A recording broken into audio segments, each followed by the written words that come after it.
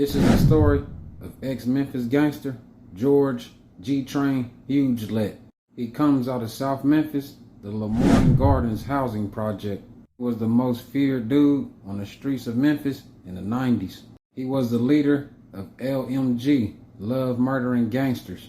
He was a vice lord and the South Memphis landlord. He had hella respect in the streets and people still talk about him till this day. He had hella enemies, but even his enemies respected his gangster.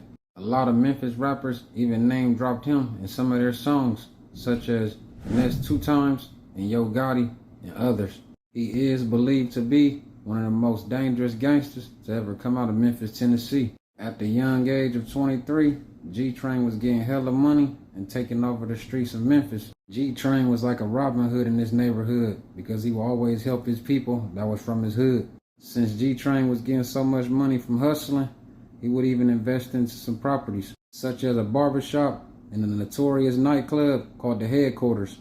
The Headquarters was a big nightclub in Memphis, but it can get dangerous there any given night.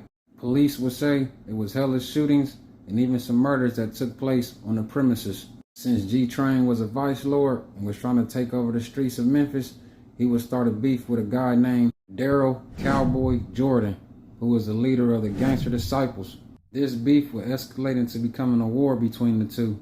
Hella shootings and murders would turn the streets of Memphis red. It is believed this war started because Cowboy would beat and rob somebody that was close to a high-ranking member of G-Train's set. Plus, Cowboy and his gangster disciples would start getting money on G-Train's territory. So G-Train felt he was being disrespected by Cowboy, so the war started. One day, G-Train and some of his boys would pull down on Cowboy. Cowboy was shot 12 times and would die from his injuries.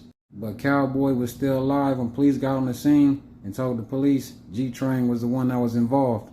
G-Train was eventually charged with Cowboy's murder, but the charges would be threw out for lack of evidence. This is when people would start calling G-Train untouchable. Since all the power G-Train had in the streets of Memphis, the police would label him public enemy number 1.